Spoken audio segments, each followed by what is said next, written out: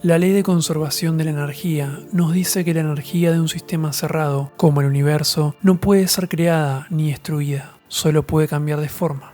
Por lo tanto, la energía que nos compone se remonta a la energía presente en el primer momento del universo. Si somos parte del universo, entonces su historia es también nuestra historia. Una historia que inicia hace 13.800 millones de años. La historia cósmica comienza en la época de Planck, el primer instante del universo, un periodo extremadamente corto, desde aproximadamente 0 segundos hasta la 10 septillonésima parte de un segundo, después del Big Bang.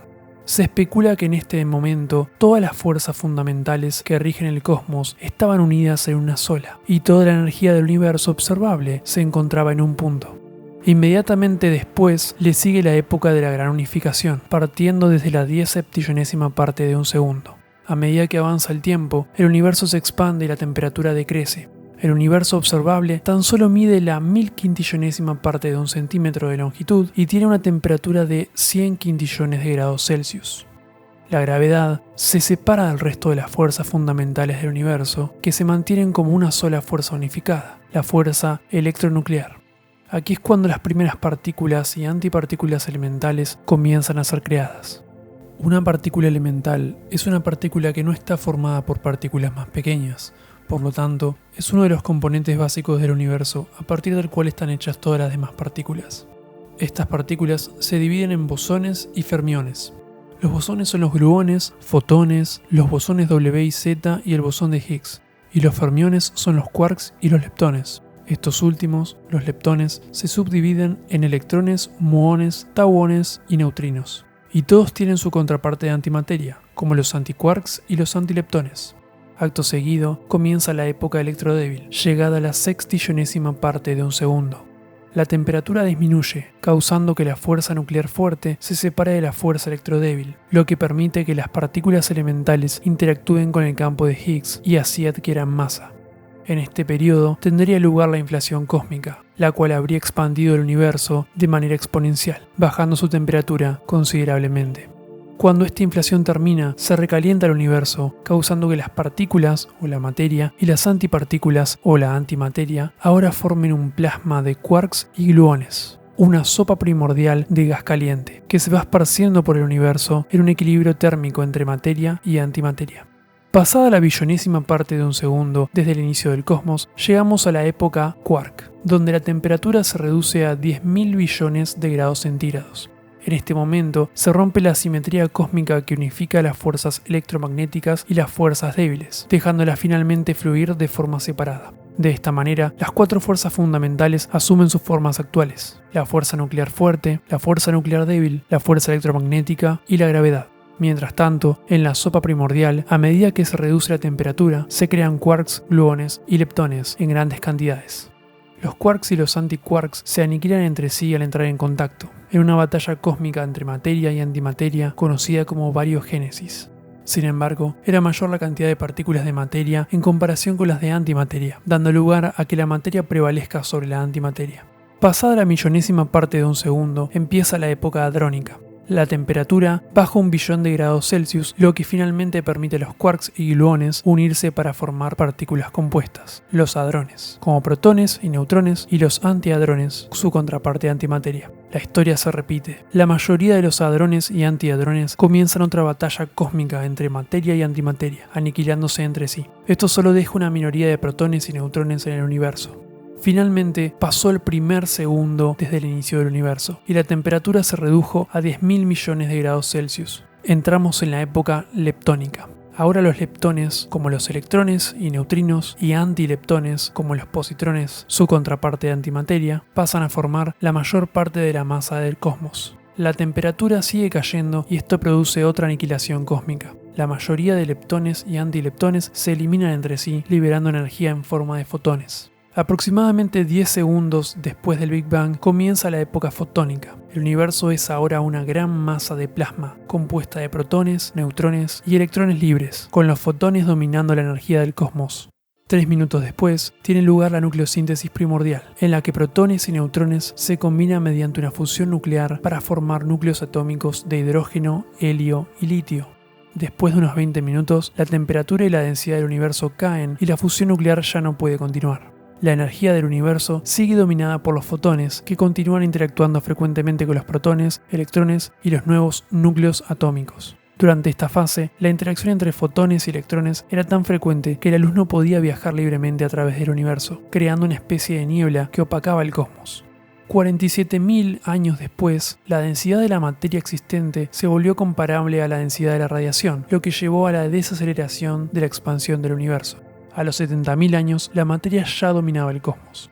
Y a los 120.000 años, el helio fue el primer elemento en atraer electrones, formando así los primeros átomos de helio, los cuales eran muy inestables. Acto seguido, el helio y el hidrógeno se combinaron para formar la primera molécula del universo, el hidruro de helio. Pero esta molécula era muy inestable y no duraría mucho. Unos 380.000 años después del Big Bang, el universo se había expandido y enfriado lo suficiente como para que los primeros núcleos atómicos de hidrógeno pudieran capturar electrones y crear los primeros átomos estables de hidrógeno. A este periodo se lo conoce como recombinación.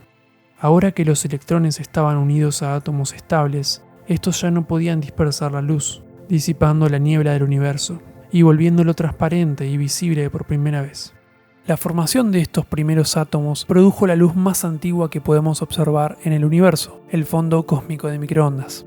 Este fondo cósmico no era uniforme, sino que tenía variaciones de temperatura, lugares un poco más cálidos y otros un poco más fríos. Luego, debido a los efectos absorbentes de los átomos de hidrógeno, el universo volvió a opacarse, permaneciendo así durante cientos de millones de años. A esta era se la conoce como Edad Oscura. El gas de átomos que ahora compone el universo no está distribuido de manera uniforme. Las áreas con menor temperatura del cosmos eran más grumosas y con nubes de gas de mayor densidad. Cuando estos sectores se hicieron más masivos, su gravedad les atrajo más materia. Finalmente, más de 100 millones de años después del Big Bang, estos sectores de mayor materia se volvieron más densos y compactos, y los centros de estas áreas se volvieron más calientes, produciendo una fusión nuclear en su interior. Así, a partir de las regiones más densas de gas se formaron las primeras estrellas, una luz de esperanza en la oscuridad del universo.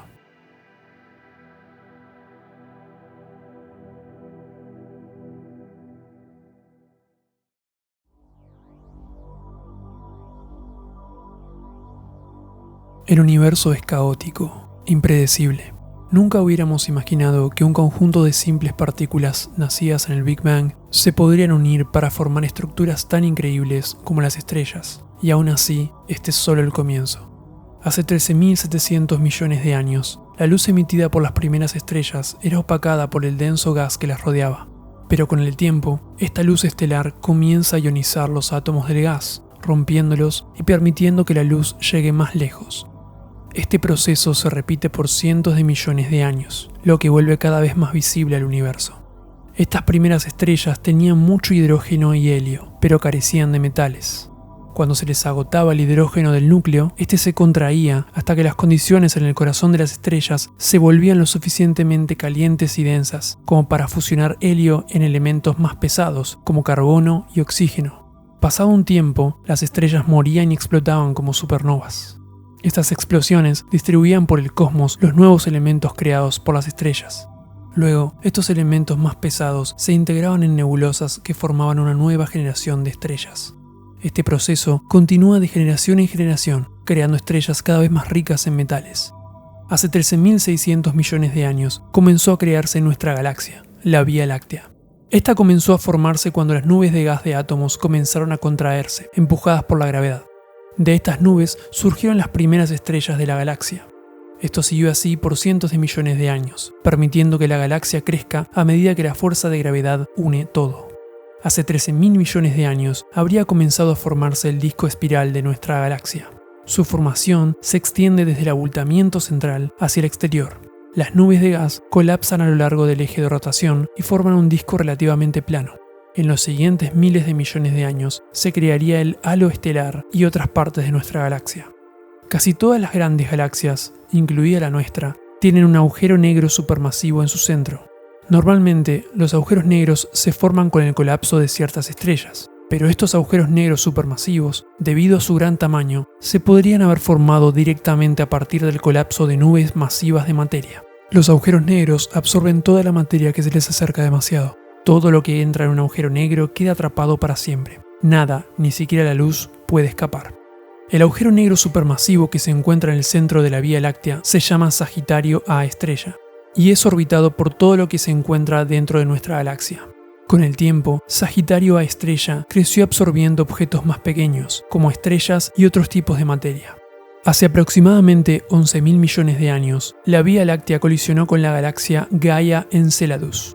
Esta colisión podría ser la más larga que nuestra galaxia haya experimentado, transformando drásticamente la apariencia de la Vía Láctea, creando una inmensa cantidad de estrellas. Si bien hubo otras colisiones menores, estas últimas no causaron tanto impacto en comparación.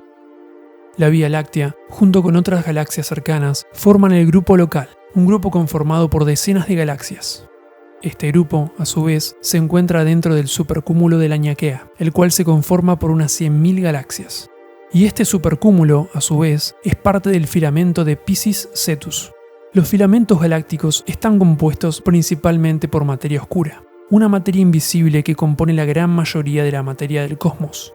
La gravedad de la materia oscura atrae y mantiene unidas a todas las galaxias mediante los filamentos, formando una estructura similar a una red cósmica, la estructura más grande del universo.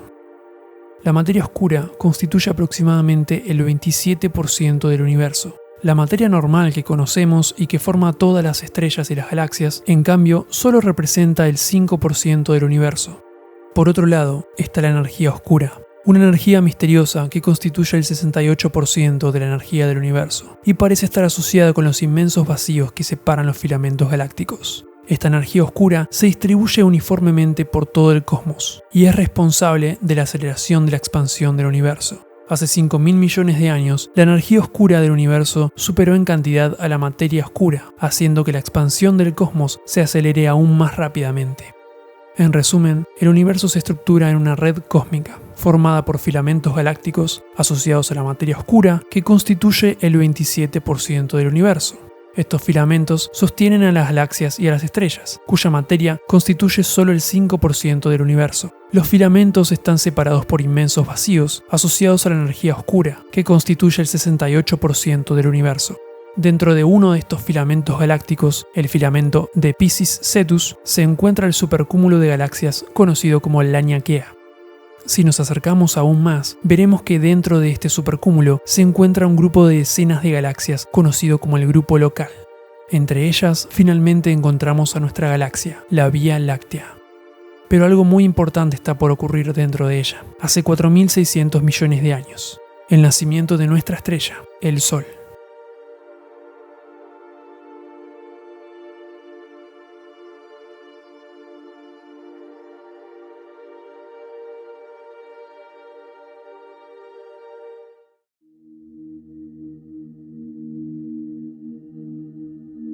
Somos polvo de estrellas.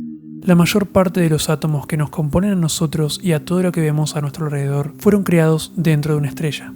Esta es la historia de cómo llegamos hasta acá. Hace 4.600 millones de años, en alguna parte de la Vía Láctea, una estrella se convirtió en supernova. Los restos de esta supernova crearon una gigantesca nube de polvo y gas. Durante 100.000 años, la nube colapsó bajo su propia gravedad para formar protoestrellas. De la muerte de una vieja estrella habían nacido otras nuevas, y entre ellas se encontraba la nuestra, el Sol. En un primer momento, este se hallaba en su estado inicial, una nebulosa protosolar. Dicha nebulosa giraba rápidamente, formando un disco aplanado con el Sol evolucionando en el centro. Diminutas partículas de polvo en el disco que rodeaba nuestro protosol chocaban de manera aleatoria y se unían entre sí, creciendo cada vez más. En pocos años ya se habían convertido en objetos de cientos de metros de diámetro. Pasados miles de años, habían llegado a ser objetos de kilómetros de tamaño, adquiriendo la suficiente fuerza gravitacional como para atraerse entre sí, lo que provocó las primeras colisiones del sistema solar. Inmensos objetos chocando entre sí a altas velocidades, formando protoplanetas de miles de kilómetros de diámetro en menos de 1 millón de años.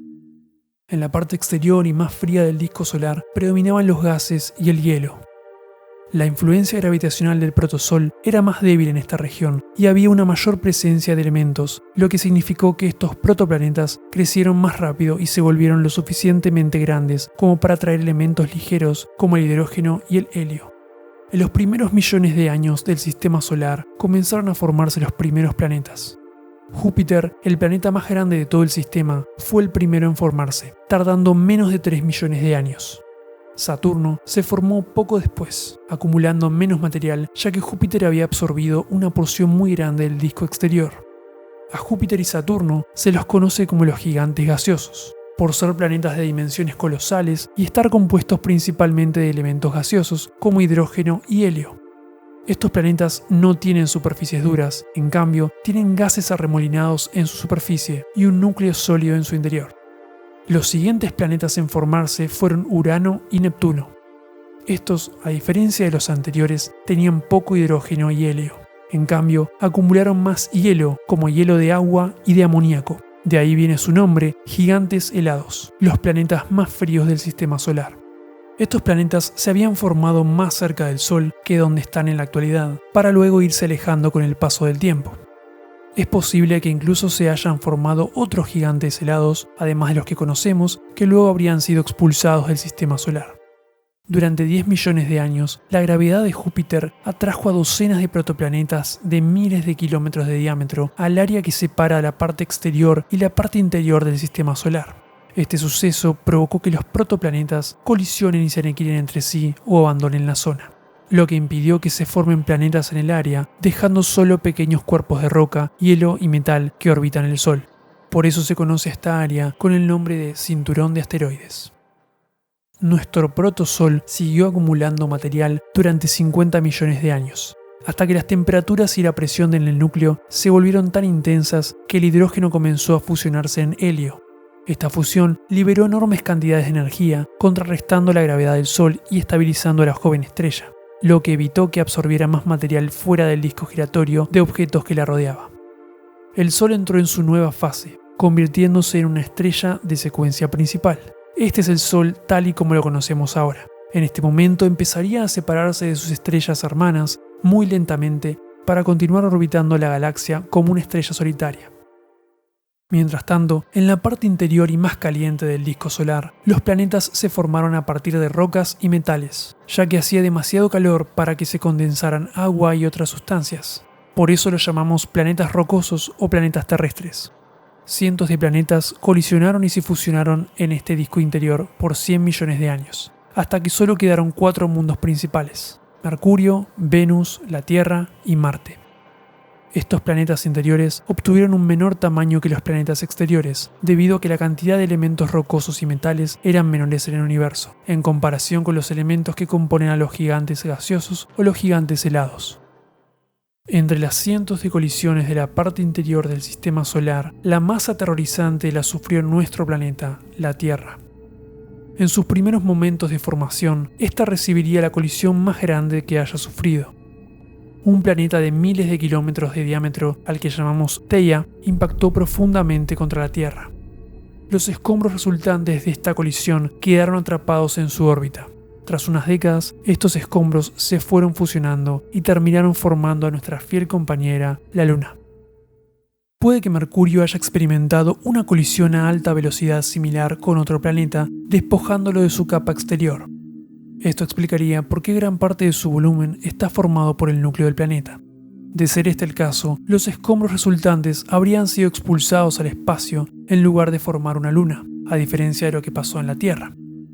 Mientras se formaban los planetas terrestres interiores, los protoplanetas que se encontraban más allá de Neptuno colisionaban y se unían para formar planetas enanos, como Plutón. Estos objetos formaron lo que hoy conocemos como el cinturón de Kuiper, hogar de la mayoría de los planetas enanos del sistema solar. Algunos de estos protoplanetas de este cinturón impactaron entre sí, creando lunas formadas de los restos de estas colisiones. Estas podían llegar a ser relativamente grandes, como en el caso de Plutón y su luna Caronte. Los planetas gigantes gaseosos también formaron sus lunas. La fuerza gravitacional de Júpiter atrajo un denso disco de material que finalmente se fusionó en 4 lunas principales: Io, Europa, Ganímedes y Calisto.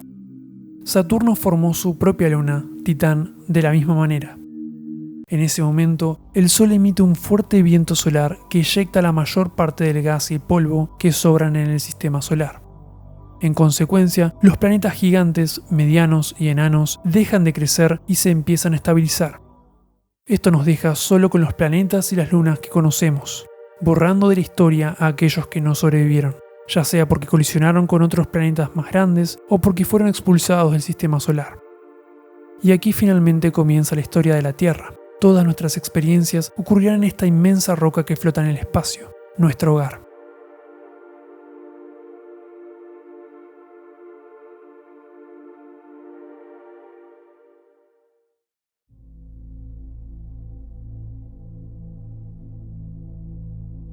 El agua líquida es un ingrediente esencial para la vida. Es lo que separa nuestro planeta del resto. Pero, ¿por qué nuestro mundo es el único en el sistema solar que tiene agua? ¿Cómo llegó hasta acá? El secreto se esconde en los primeros millones de años de la Tierra.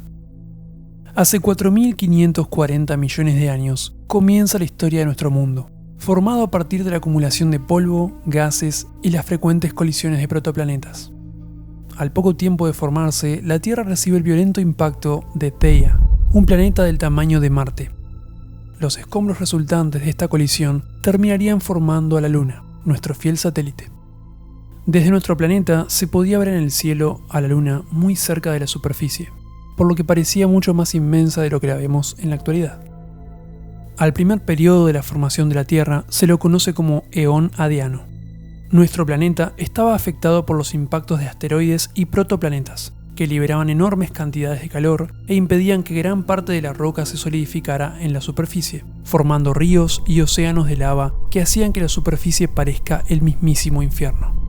La superficie de la Tierra fue increíblemente inestable durante los primeros millones de años. Las corrientes de convección en el manto llevaron roca fundida a la superficie y provocaron que la roca enfriada descendiera a mares magmáticos. Los elementos más pesados, como el hierro, descendieron hasta formar el núcleo del planeta, mientras que los elementos más ligeros, como el silicio, ascendieron y se incorporaron a la naciente corteza terrestre. Ahora nuestro planeta empezaba a tener una temperatura menor a 100 grados Celsius, lo que le permitía enfriar la superficie, volviéndola una roca magmática sólida. Esto dio origen a los primeros continentes estables que tardarían 100 millones de años en formarse. La atmósfera primitiva no era lo suficientemente poderosa como para retener el hidrógeno y el helio de la superficie, dejando que se escape al espacio exterior. Pero con el paso del tiempo, los volcanes expulsaron violentamente vapor de agua, nitrógeno e hidrógeno adicional. Estos gases no tenían el poder suficiente para escapar de la gravedad de la Tierra y terminan formando la primera atmósfera real de nuestro planeta. Posteriormente, gran parte del vapor de agua de la atmósfera se condensó para formar las primeras nubes y lluvia que dejaron los primeros grandes depósitos de agua líquida en la superficie de la Tierra. La razón por la que el agua puede estar en estado líquido en la superficie es porque nuestro planeta se encuentra en la zona habitable del sistema solar, un lugar ni muy cerca ni muy lejos del Sol, obteniendo una temperatura perfecta para tener agua líquida. Pero esta cantidad de agua era muy poca comparada con la que tenemos en la actualidad. Algo más estaba por ocurrir, algo que traería mucha más agua. Las órbitas de los planetas gigantes cambiaron hace 4.100 millones de años. La gravedad de los numerosos objetos del cinturón de Kuiper empujó a Júpiter y Saturno a una resonancia 2-1. Esto fue acercando a los dos planetas, provocando efectos gravitacionales de un alcance inimaginable. Urano y Neptuno se alejaron aún más del Sol, atravesando el cinturón de Kuiper, dispersando la mayoría de sus objetos hacia adentro o hacia afuera durante los siguientes millones de años. Los mundos dispersos hacia el exterior formaron el actual cinturón de Kuiper, escasamente poblado, y la esfera más lejana de objetos helados que llamamos nube de Oort, el lugar de donde provienen la mayoría de los cometas. Los asteroides dispersos hacia el interior avanzaron rápidamente, impactando contra los planetas terrestres y creando cráteres de hasta 1.000 kilómetros o más en Mercurio, Venus, la Tierra, la Luna y Marte. A este evento se lo conoce como el bombardeo intenso tardío. Los impactos abrasadores de asteroides durante este bombardeo intenso calentaron a los planetas interiores, provocando la erupción de sus volcanes, que continuó durante cientos de millones de años. Pero los asteroides no solo trajeron destrucción, también trajeron agua y materiales orgánicos, los ingredientes esenciales para la vida. De hecho, la mayor parte del agua que tiene nuestro planeta fue adquirida en este periodo a través de los asteroides. Los demás planetas no tuvieron tanta suerte. La débil gravedad de Mercurio y la Luna no les permitió retener gran parte de esta agua, excepto por una pequeña cantidad que quedó congelada. En Venus, es posible que la atmósfera haya retenido agua líquida durante 2000 millones de años, hasta que algo convirtió este mundo potencialmente parecido a la Tierra en el infierno que es hoy, el planeta más caliente del sistema solar. Por otro lado, Marte retuvo agua líquida durante 1000 millones de años, con lagos y canales similares a ríos en su superficie, pero eventualmente la radiación solar lo despojó de la mayor parte de su atmósfera y agua, convirtiendo el planeta en un desierto frío y seco. El bombardeo intenso tardío terminó hace 3800 millones de años. Para ese entonces, la Tierra se había enfriado y había llovido durante millones de años. Esto terminó de formar los océanos, cubriendo el planeta de agua, y en ese momento ocurre un milagro. Después de tantos millones de años, por fin llega el momento en el que se crean las primeras formas de vida en la Tierra.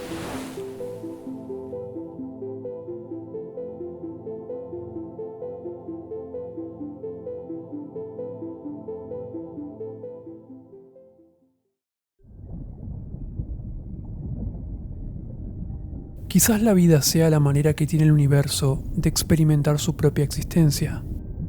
Pero, ¿cuál es el origen de la vida en la Tierra? ¿Quiénes son nuestros ancestros más antiguos? La respuesta se encuentra en el Precámbrico, poco después de la formación de los primeros océanos. Hace 3800 millones de años, la Tierra era un lugar inhóspito y desconocido. Desde el espacio, el planeta se veía amarillo debido a las densas nubes de metano que ocultaban su superficie. El mundo estaba casi por completo cubierto por un inmenso superocéano verde, con temperaturas que superaban los 50 grados Celsius. Este extraño color se debía a la gran cantidad de iones de hierro disueltos en el agua. Los únicos lugares que no estaban sumergidos eran pequeños protocontinentes con intensa actividad volcánica, emitiendo enormes cantidades de dióxido de carbono que quedaban atrapadas en la atmósfera, manteniendo las altas temperaturas y el ambiente hostil. A primera vista, este mundo no parece ser el lugar ideal para la vida.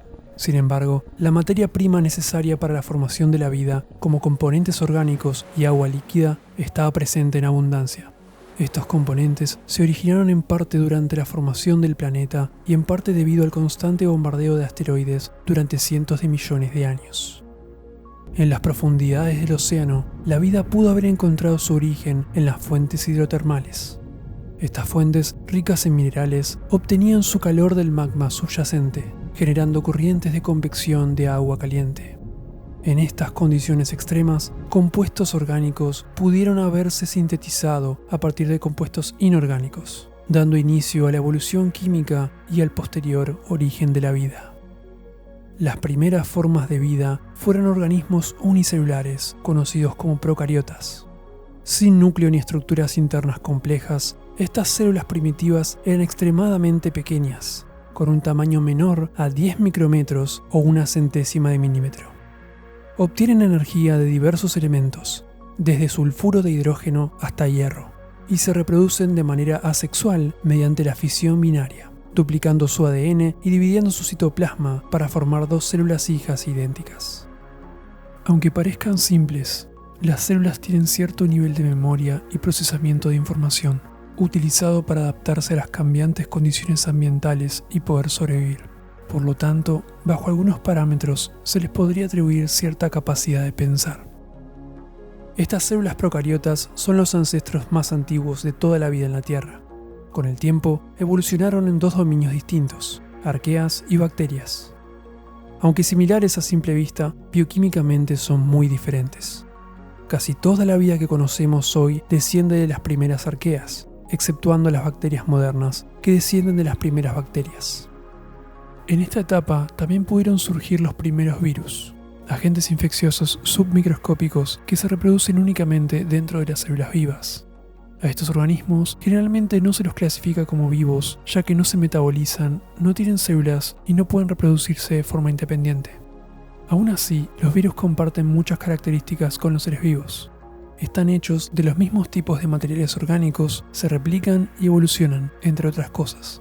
Por este motivo, podríamos tener una clasificación de la vida menos binaria y arbitraria. en la que podamos colocar a organismos como los virus en un punto medio entre lo vivo y lo no vivo. Lo que sí sabemos con certeza es que los virus infectaron a las arqueas y a las bacterias de la época y evolucionaron junto a ellas. Esto dejó una huella imborrable en la historia de la vida. Hace 3.500 millones de años, una especie de bacterias evolucionó separándose del resto, las cianobacterias. Este tipo de plancton anaeróbico, adaptado para vivir en casi cualquier lugar del océano, poco a poco se convirtió en la especie dominante del planeta.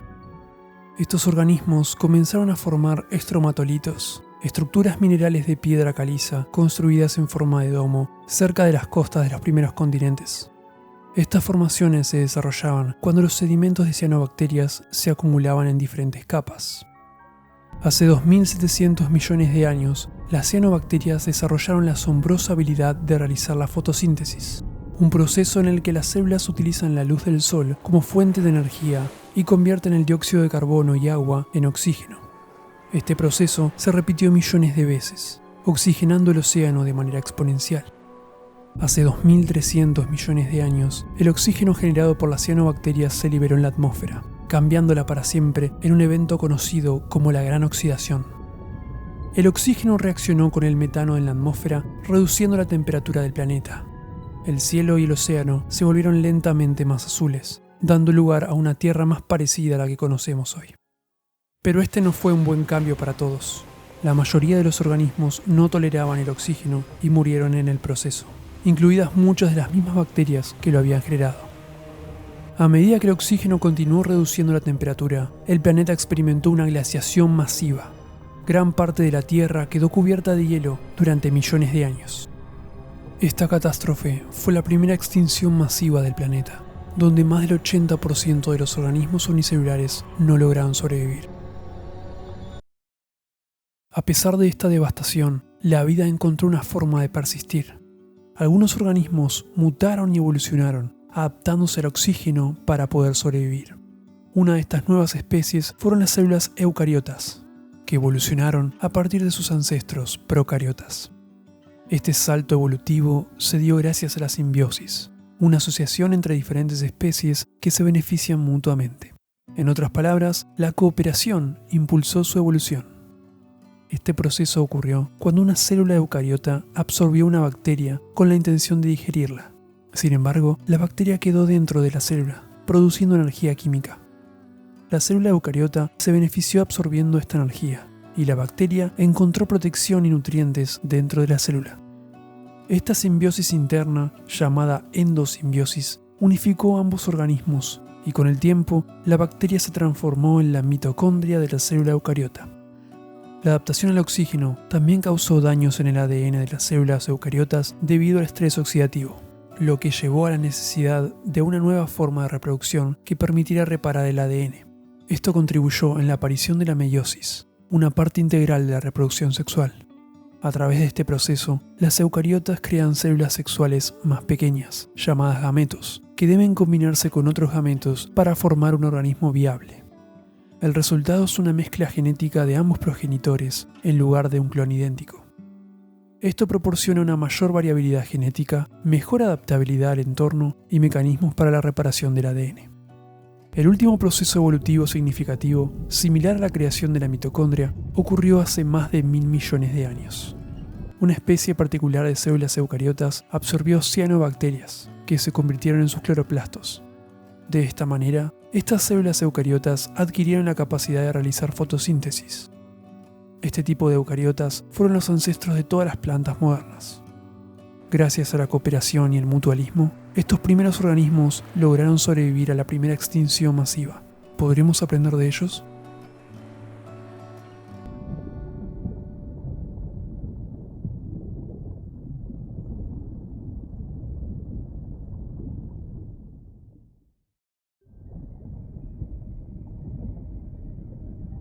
Si las primeras formas de vida eran simples células, ¿cómo es que estos organismos unicelulares lograron formar animales complejos? La respuesta está en la cooperación. Hace más de 1.000 millones de años, algunos organismos unicelulares comenzaron a agruparse y cooperar entre sí. Estas células se beneficiaban más trabajando juntas que viviendo solas, lo que aumentaba sus probabilidades de sobrevivir y reproducirse. Por ejemplo, un conjunto de células que secretan moléculas para que todos los miembros del grupo puedan beneficiarse suelen crecer más rápido que los grupos que no cooperan tanto. Con el tiempo, estas agrupaciones de células se volvieron más complejas y evolucionaron en organismos multicelulares. Las células comenzaron a dividirse el trabajo para ser más eficientes. Algunas producían una molécula vital, mientras que otras creaban compuestos esenciales diferentes, lo que generaba una dependencia mutua. Esta interdependencia evitaba que las células se separaran y volvieran a un estado unicelular. Sin embargo, algunas células podían caer en la tentación de eludir sus deberes y preocuparse solo por sí mismas. Un ejemplo contemporáneo de esto son las células cancerosas, que crecen de manera descontrolada y letal para otros miembros del organismo. Algunos comportamientos de las células individuales pueden parecer ilógicos, pero tienen sentido cuando se comprenden en un contexto multicelular. Por ejemplo, en la apoptosis o muerte celular programada, una célula se sacrifica por el bien del organismo. Este sacrificio no tendría sentido a nivel celular individual, pero es esencial para la salud del organismo completo. En otras palabras, las células prefieren el bien de su comunidad antes que el bien individual. Además, las células de un organismo resuelven problemas con una inteligencia colectiva y descentralizada, cada una ocupándose de un trabajo distinto con un objetivo en común.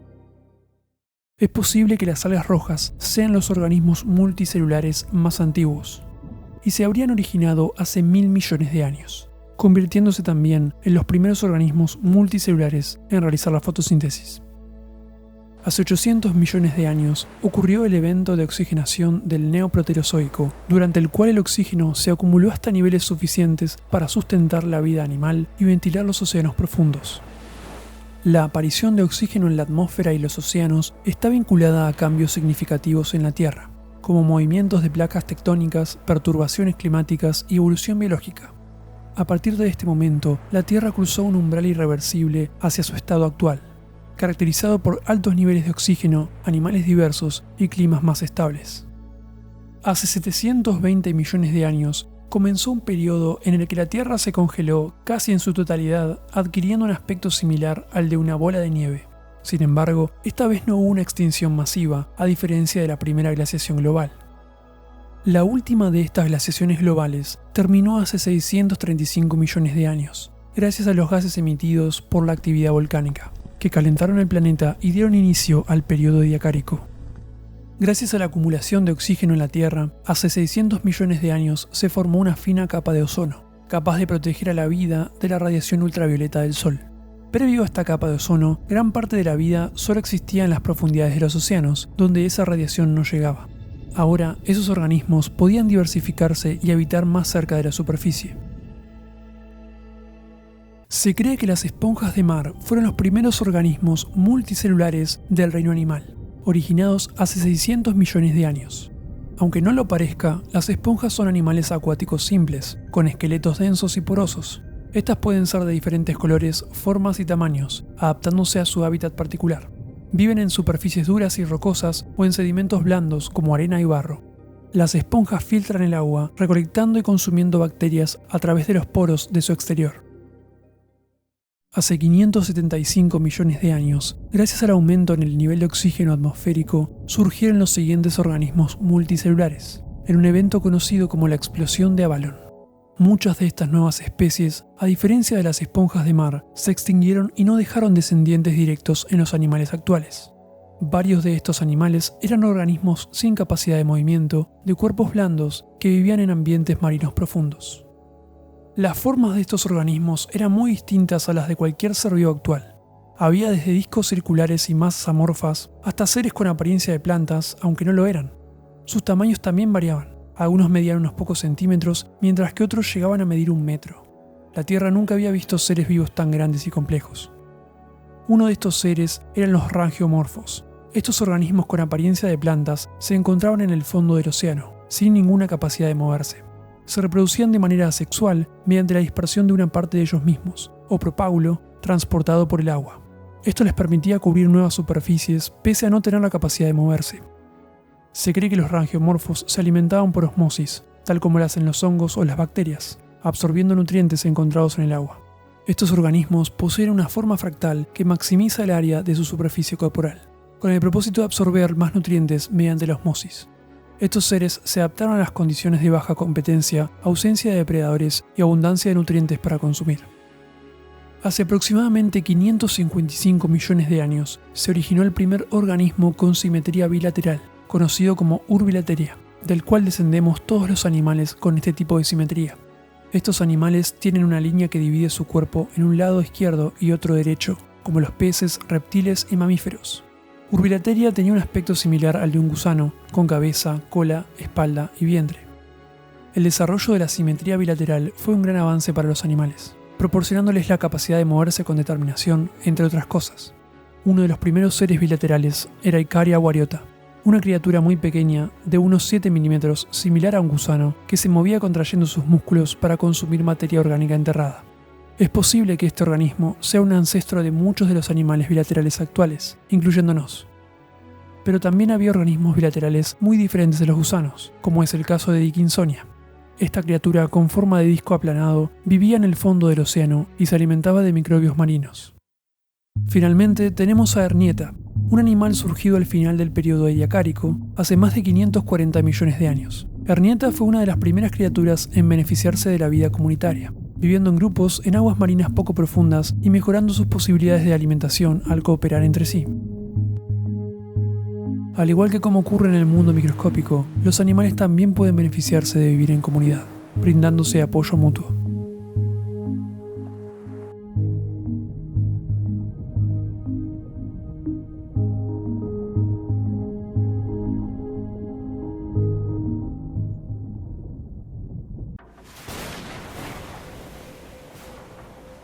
Hace 540 millones de años, el aumento del oxígeno en el océano habría permitido, por primera vez en la historia, la aparición de depredadores.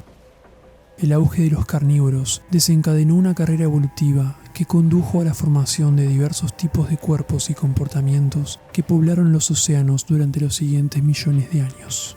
A este acontecimiento se lo conoce como la explosión cámbrica. La explosión cámbrica está marcada por la evolución de partes duras del cuerpo, como las conchas, formadas de carbonato de calcio. Muchos linajes de animales desarrollaron partes duras de forma independiente al mismo tiempo, como protección contra los depredadores. Tanto depredadores como presas evolucionaron en diversas especies, extremadamente distintas unas de otras. Y por lo diferente que eran muchos de estos animales de los actuales, a veces se dice que este era un periodo experimental de la vida, con animales tan raros que parecían de otro planeta.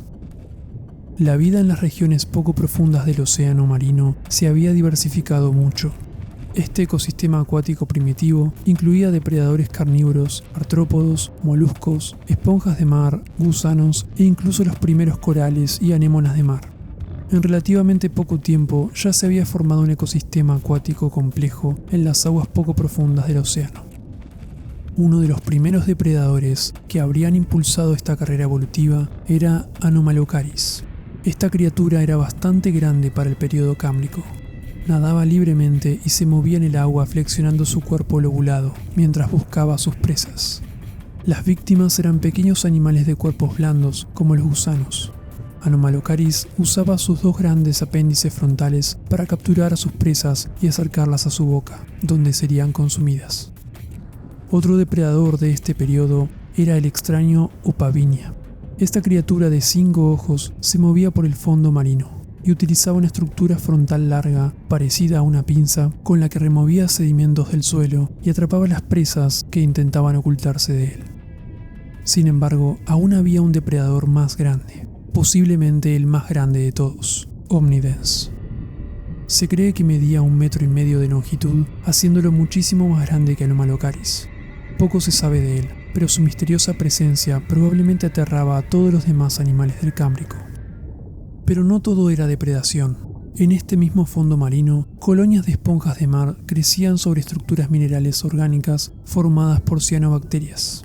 Las esponjas reforzaban estos arrecifes construyendo esqueletos que les daban estructura, estableciendo una relación simbiótica con las cianobacterias. Otro animal que se encontraba en el fondo marino era Alucigenia. Esta excéntrica criatura era un ser diminuto. Medía menos de 2 centímetros de largo y era más delgado que un cabello. El lado superior de su cuerpo tubular estaba cubierto de espinas, mientras que en el lado inferior tenía apéndices con los que se desplazaba. Se cree que Alucigenia utilizaba su extraña disposición bucal para succionar lo que comía y luego llevarlo hacia su intestino. Y si vamos a hablar del Cámbrico, no nos podemos olvidar de su animal más abundante, los trilobites.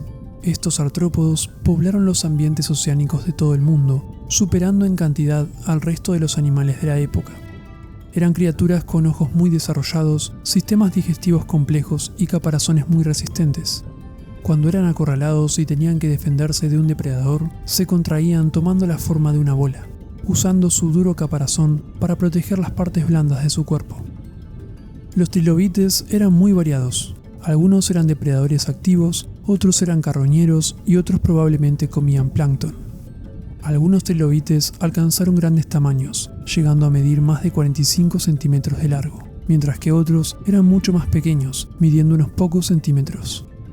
Al igual que otros artrópodos, de vez en cuando se deshacían de sus duros exoesqueletos para poder crecer. Cuando llegaba el momento de mudar su armadura, migraban y se reunían en grandes grupos para estar más seguros. Además, parecen haber utilizado estas reuniones como oportunidades para parearse. Este comportamiento cooperativo aumentaba sus probabilidades de sobrevivir y reproducirse, beneficiando a toda la comunidad. La evolución no es la supervivencia del más fuerte, sino la del más adaptado a su entorno. Y a veces adaptarse implicaba protegerse de manera colectiva. Pero no todos los animales del Cámbrico se extinguieron. Uno que sigue existiendo en la actualidad son las medusas. Estos son uno de los animales más antiguos de la historia y uno de los primeros animales en nadar libremente. Esto era lo opuesto a la mayoría de los animales del periodo que pasaban sus días en el fondo del océano. El cuerpo de las medusas tiene forma de campana y se mueven mediante contracciones musculares rítmicas, lo que las propulsa lentamente contra el agua. Otra criatura surgida en esta época, que también sigue existiendo en la actualidad, son los nautiloideos, un tipo de molusco emparentado con los calamares y pulpos modernos. Todos los nautiloideos tienen cámaras internas y un tubo que conecta dichas cámaras. Mediante este tubo pueden cambiar su manera de flotar para moverse verticalmente. También puede impulsarse por el agua para moverse horizontalmente. Las conchas de los nautiloideos tenían muchas formas. Algunas eran rectas, otras curvas y otras enrolladas. Y por último tenemos al animal del Cámbrico más importante para nosotros, Hycoictis. Esta pequeña criatura de 2,5 centímetros fue uno de los primeros peces de la historia. Incluso es posible que haya sido el primero. Por lo tanto, este vertebrado podría ser el ancestro de todos los peces y de todos los animales que evolucionaron de los peces, como nosotros. Este animal había desarrollado un cerebro complejo y un cráneo, pero todavía no una mandíbula. Tenía ojos bien desarrollados, así como también tenía un buen sistema auditivo y olfativo. Estos sistemas sensoriales impulsaron la posterior diversificación de los vertebrados. Y si recordamos que Anomalocaris buscaba presas de cuerpos blandos, es posible que nuestro ancestro, Hycoictis, haya estado entre sus víctimas. Por suerte, varios lograron sobrevivir a sus depredadores y dar el siguiente paso evolutivo. El período Cámbrico vio surgir una explosión de vida nunca antes vista en la Tierra, pero este fue solo el comienzo. En el siguiente periodo surgirán especies con formas, tamaños y habilidades que eclipsarán todo lo visto hasta ahora.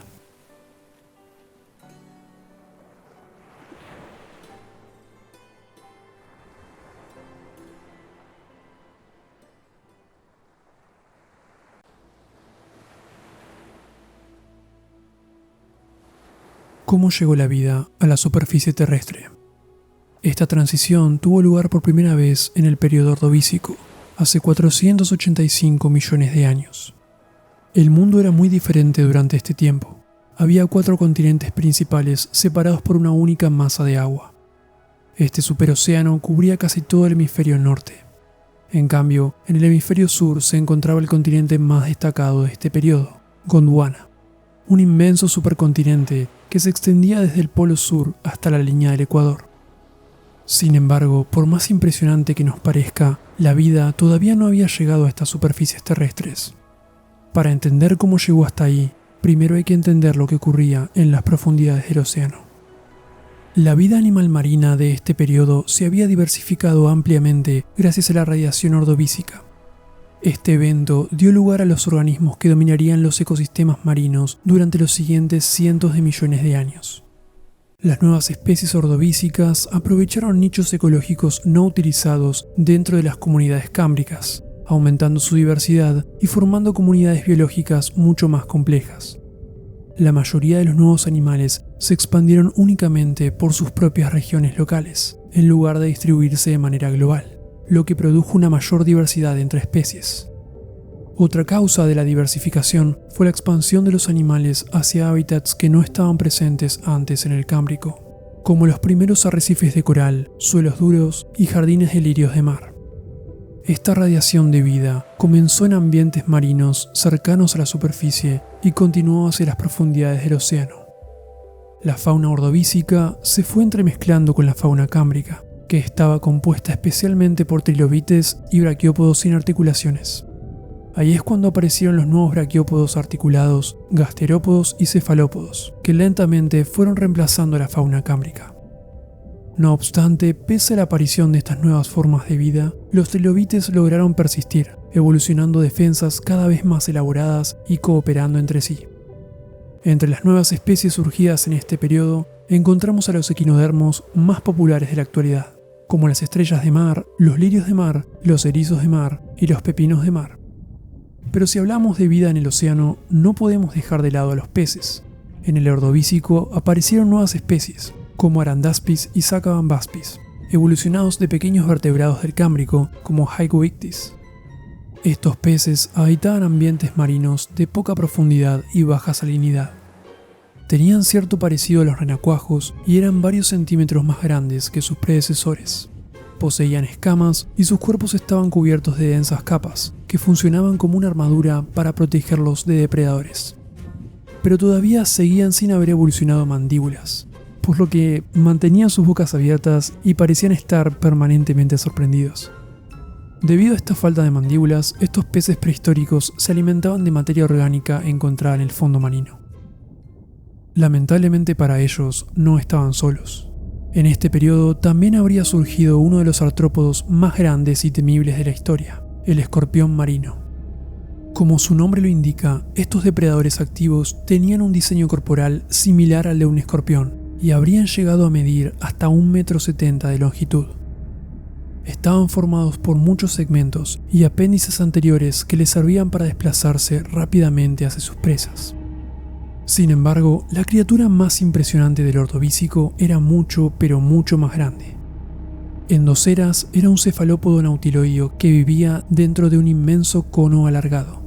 Esta colosal criatura podría haber llegado a medir más de 5 metros de largo. Puede que hayan utilizado sus tentáculos para capturar y consumir a sus presas, lo que los convertiría en los superdepredadores más atemorizantes de todo el periodo Ordovícico. Pero también existe la posibilidad de que hayan sido consumidores de plancton, lo que los convertiría en gigantes pacíficos. Hasta ese momento, todas las formas de vida que habían habitado el planeta se encontraban en el océano, pero esto estaba por cambiar. De las algas verdes que habitaban las aguas marinas, habrían surgido las primeras plantas en establecerse sobre la Tierra. Estas eran plantas no vasculares, probablemente similares al musgo.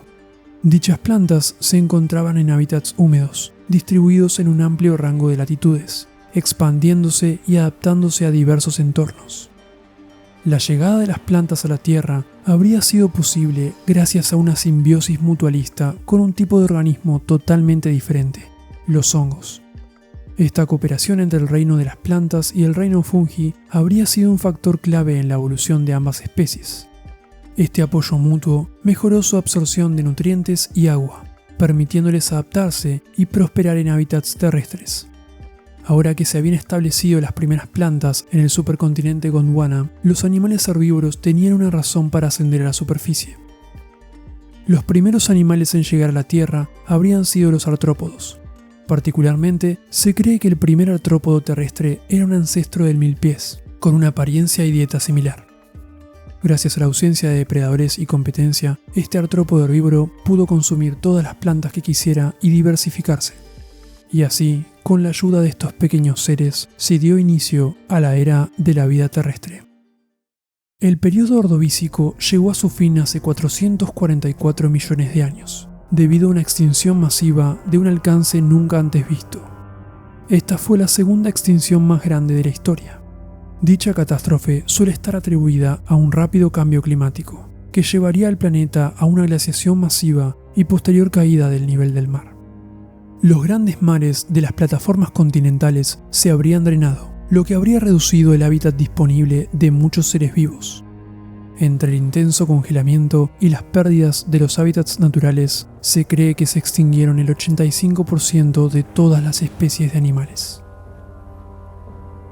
Pero una vez más, la vida encontró una manera de sobrevivir. Los animales del siguiente periodo evolucionarán para adaptarse a los nuevos entornos, tanto oceánicos como terrestres.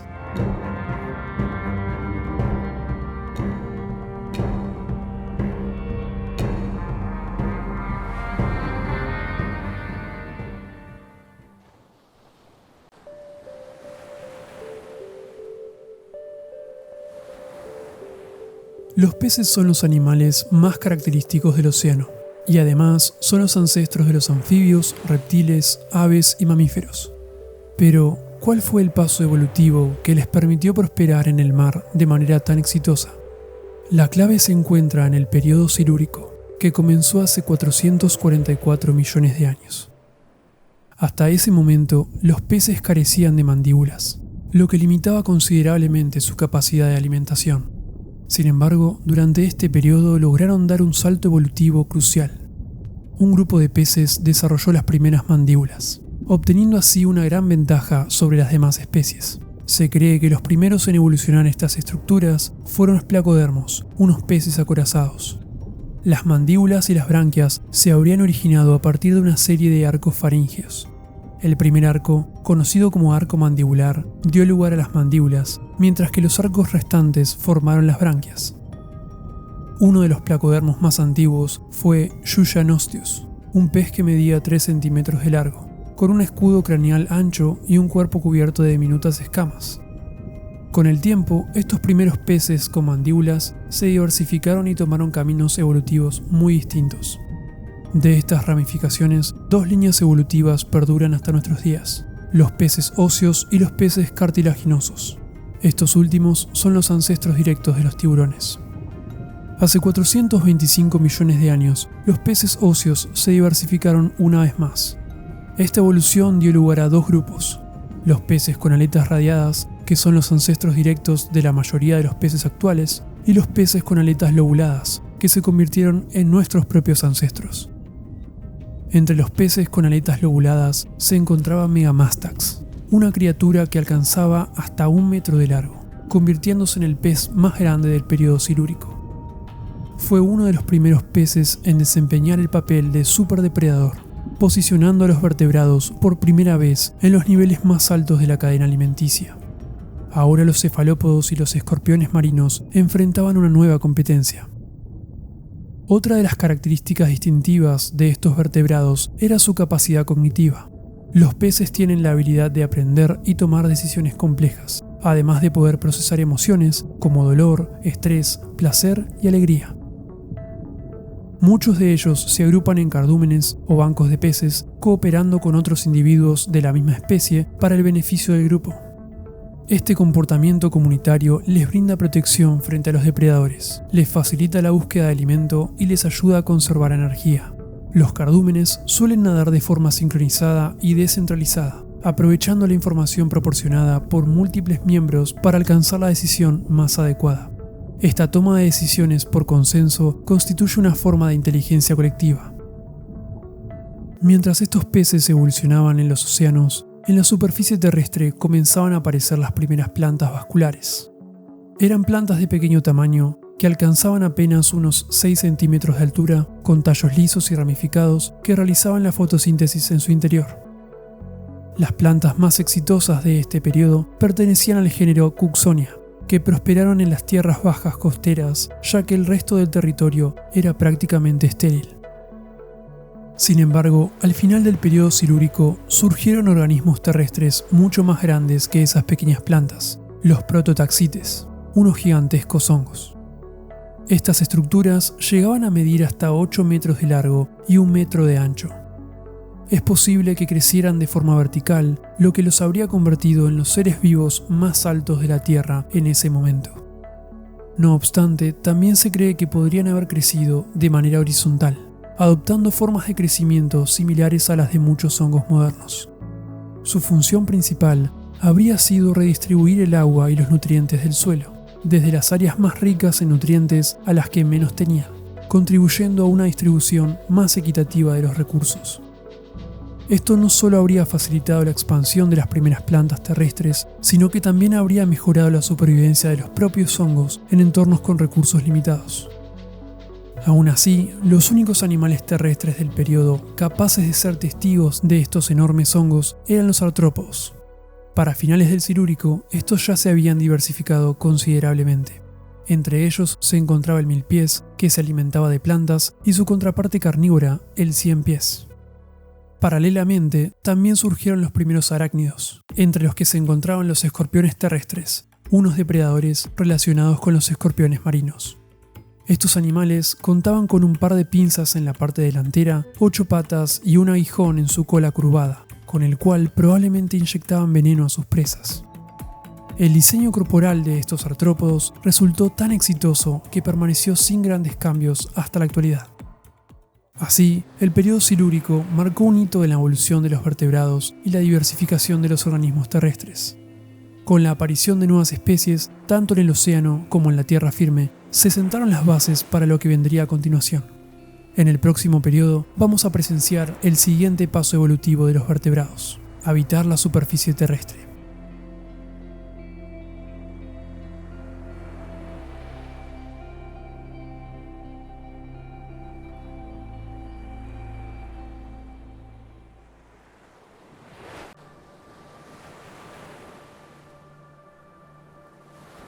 Hace 419 millones de años, la Tierra entró en una nueva era, el período Devónico.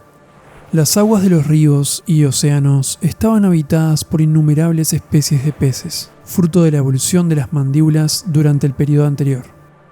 Era un tiempo de tal abundancia que la diversidad superaba a la de nuestros días, ganándose así el título de la Era de los Peces.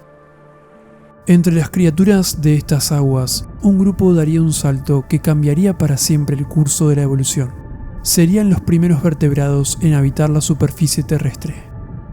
Pero para entender cómo ocurrió esto, pongámonos en contexto y conozcamos a los principales habitantes de este fascinante mundo submarino. A pesar del protagonismo de los peces con mandíbulas, los antiguos ostracodermos, peces sin mandíbulas, aún poblaban los fondos marinos. Estos pequeños peces se desplazaban lentamente, protegidos por armaduras óseas que les servían como escudo frente a los depredadores. Algunos de estos depredadores eran los ya conocidos escorpiones marinos, que para el comienzo de este periodo habían crecido más que nunca. Una especie en particular, Jaekelopterus, llegó a medir 2,5 metros de longitud, siendo de los artrópodos más grandes que jamás hayan existido. A su lado emergieron los amonites, cefalópodos de conchas espirales que serían muy abundantes durante los próximos periodos.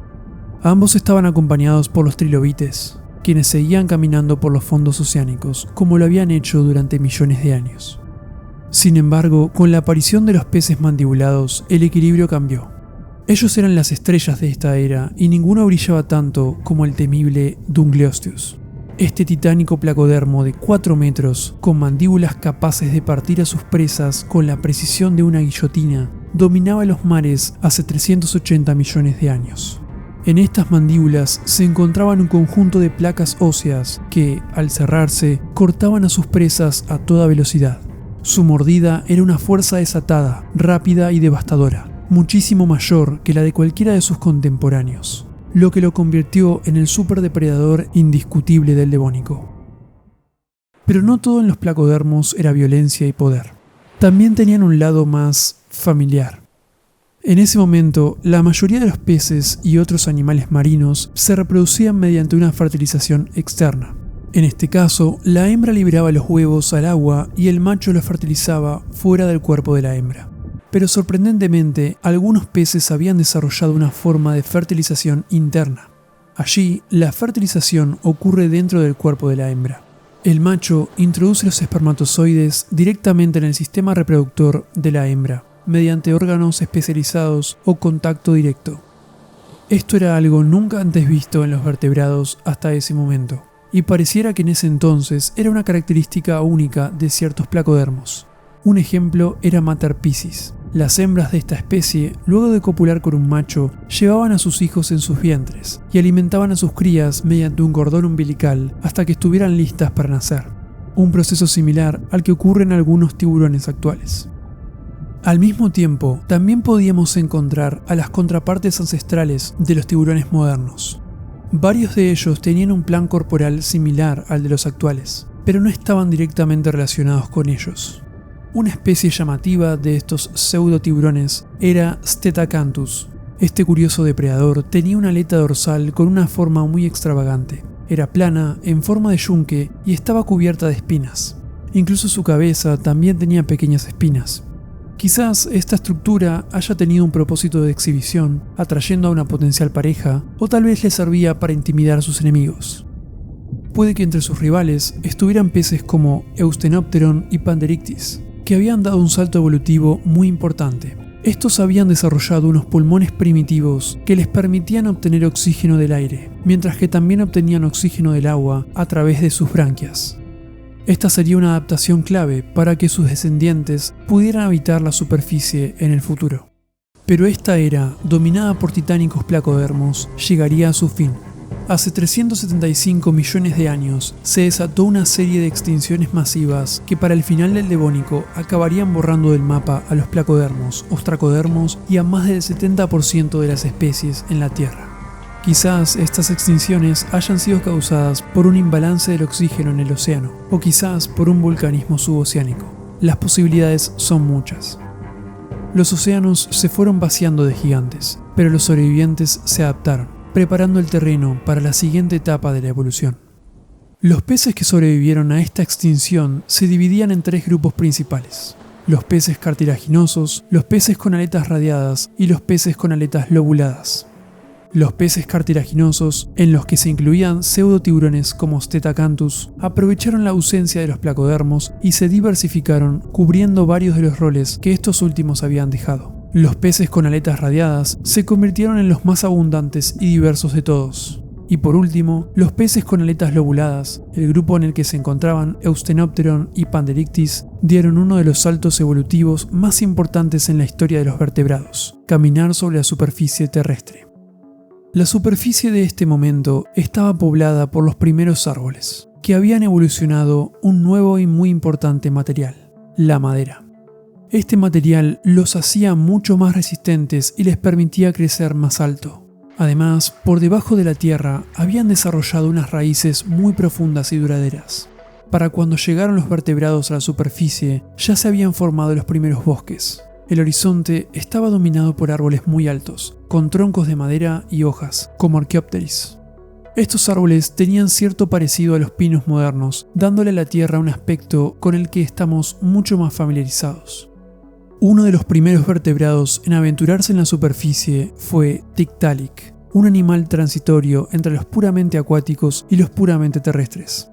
Este posible ancestro de todos los animales terrestres tenía una apariencia similar a la de un cocodrilo, con escamas y largas mandíbulas llenas de dientes. Tenía ojos en la parte superior de su cabeza que probablemente le servían para encontrar comida mirando hacia arriba. Además, al igual que Eustenopteron y Panderictis, Tiktaalik poseía un pulmón primitivo y también branquias, por lo que podía respirar tanto fuera como dentro del agua. Se cree que este animal transitorio podría haber medido hasta 2,7 metros de largo. Era un depredador que cazaba en aguas poco profundas, como pantanos y ciénagas. Y cuando subía a la tierra, podía desplazarse con ayuda de sus extremidades, evolucionadas a partir de las aletas lobuladas de sus ancestros. Una vez en la tierra, le habría resultado sencillo cazar a los artrópodos que allí habitaban, ya que estas pequeñas criaturas todavía no estaban preparadas para sobrevivir a esta clase de depredadores.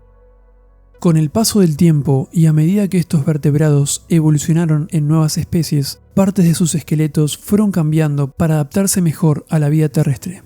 Una parte crucial de su evolución se llevó a cabo en sus huesos. Por ejemplo, desarrollaron el hueso sacro, que resultó ser extremadamente útil para estos organismos terrestres, porque les permitió utilizar sus extremidades traseras de manera más eficiente para la locomoción en tierra. El primer animal que conocemos en desarrollar el sacro fue Acantostega, hace unos 365 millones de años. Y aunque este vertebrado haya desarrollado huesos tan importantes para caminar en la tierra, todavía pasaba la mayor parte de su tiempo en el agua. Se requerían más saltos evolutivos para que aparezcan animales completamente terrestres.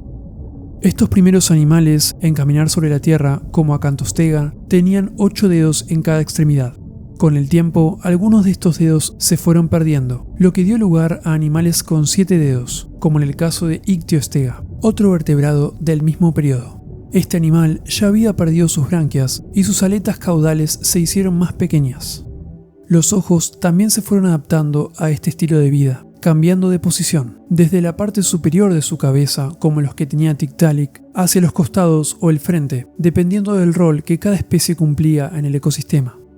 Tras mucho tiempo y varios saltos evolutivos, los 7 dedos de animales como Ictiostega se redujeron a 6, como en el caso de Tularpeton, y luego a 5, que es la condición común que se observa ahora en la mayoría de los vertebrados terrestres actuales. Estos animales tenían extremidades cada vez más fuertes, que les permitían moverse con mayor facilidad en la tierra. Sin embargo, todavía pasaban mucho tiempo en el agua y dependían de ella para su reproducción. Tenían un tipo de fecundación externa, como la mayoría de los peces, y ponían huevos en el agua que se desarrollaban en larvas acuáticas. Estas larvas luego crecían en adultos que podían vivir parcialmente en la tierra. Con cada paso, estos pioneros de la evolución fueron dejando atrás su dependencia al agua. Aunque aún atados a ella para reproducirse, cada generación estaba más cerca de romper esos lazos, avanzando hacia un destino que culminaría en la aparición de los primeros vertebrados completamente terrestres. Si queremos ver cómo comenzó esta lenta transición en la que dejarían de depender de hábitats acuáticos para reproducirse, tenemos que explorar el siguiente periodo, el periodo carbonífero. Este próximo periodo estará lleno de criaturas nunca antes vistas, y entre ellas aparecerán los primeros seres con la capacidad de volar.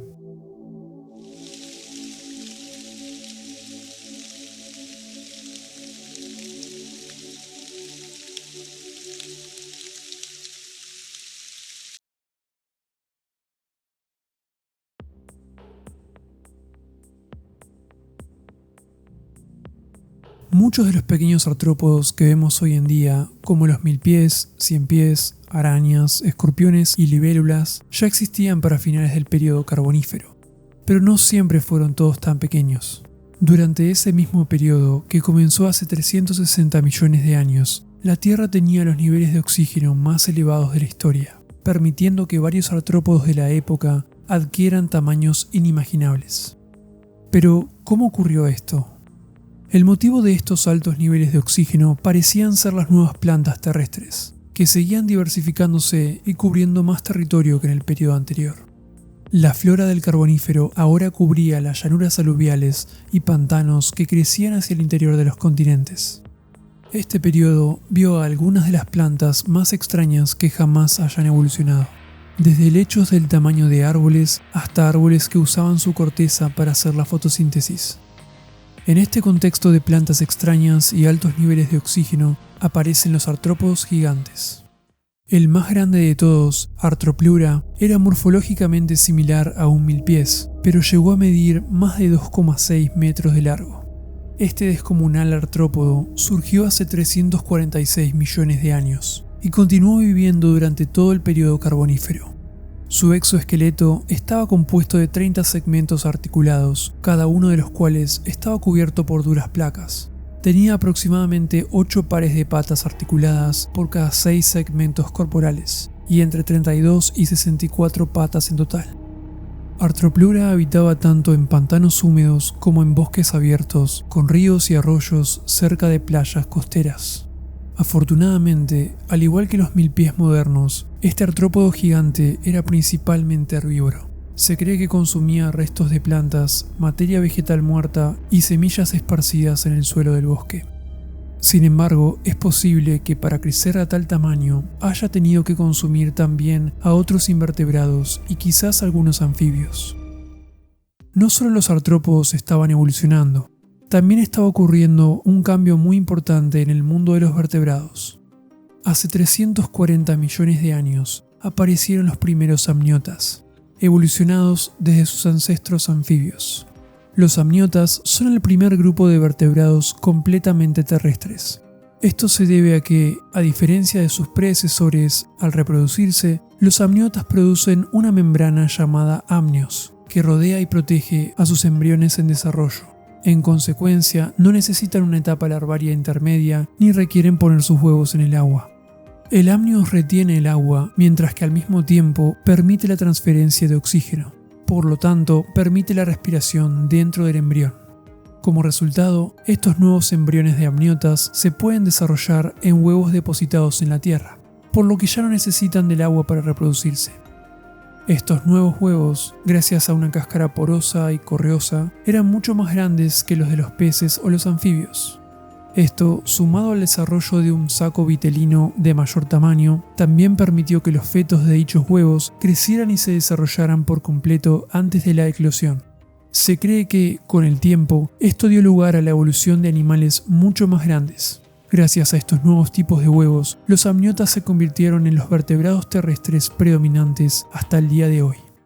Pero volviendo al mundo de los artrópodos, en esta misma época nos encontramos con Pulmonoscorpius, un escorpión gigante surgido hace 336 millones de años.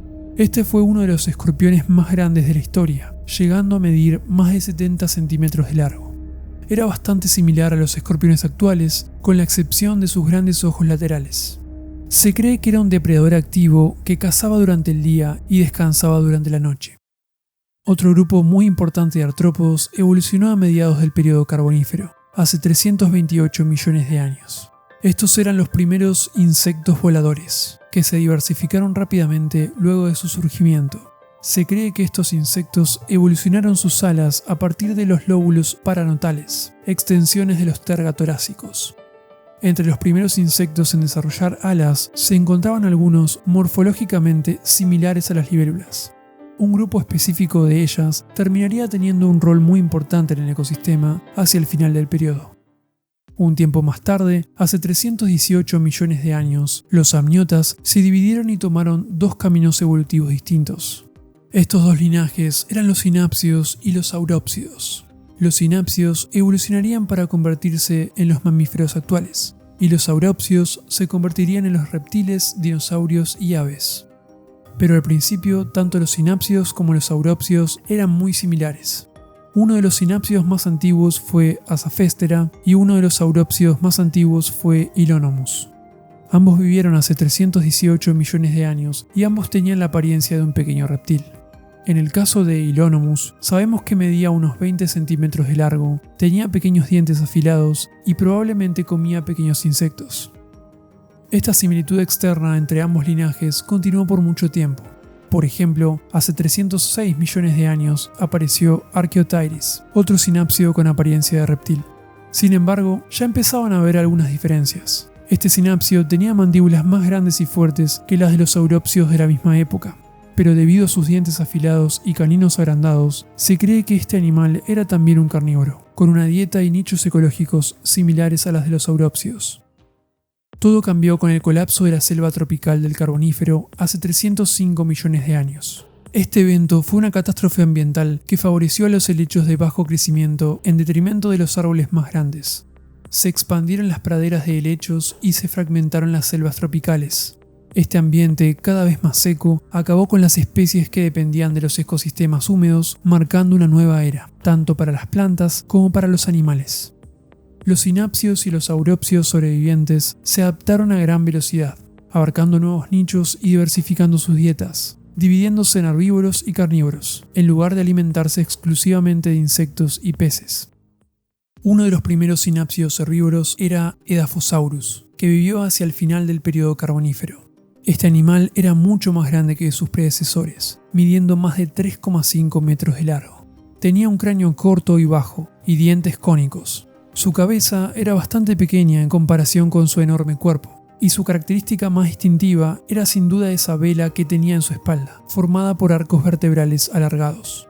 La vela podría haber tenido una función en la termorregulación de su cuerpo o simplemente podría haber tenido una función defensiva contra los depredadores, al mismo tiempo que le daba una apariencia más grande al herbívoro. La catástrofe ambiental tampoco extinguió a los insectos. De hecho, hacia el final del período carbonífero, hace 300 millones de años, apareció Meganeura, el insecto volador más grande que jamás haya existido. Este insecto era morfológicamente similar a una libélula, pero medía más de 70 centímetros de ancho cuando tenía sus alas extendidas. Se cree que este insecto gigante vivía en hábitats abiertos con poca densidad de árboles. Allí utilizaba sus ojos especializados para ver a larga distancia. De esta manera identificaba sus presas y las capturaba mientras volaba, para luego consumirlas con sus robustas mandíbulas y dientes agudos. El período carbonífero llegó a su fin hace 299 millones de años y culminó con la completa formación de Pangea, el supercontinente que incorporaba todas las masas de tierra que habían existido hasta el momento. Pangea estaba rodeado por un inmenso océano llamado Pantalasa. Tenía forma de C y la mayor parte de su masa se extendía entre las regiones polares del norte y sur de la Tierra. Pero vamos a explorar este supercontinente con más detalle en el siguiente periodo, el período pérmico, donde las comunidades de vertebrados terrestres se tendrán que adaptar al nuevo mundo para sobrevivir.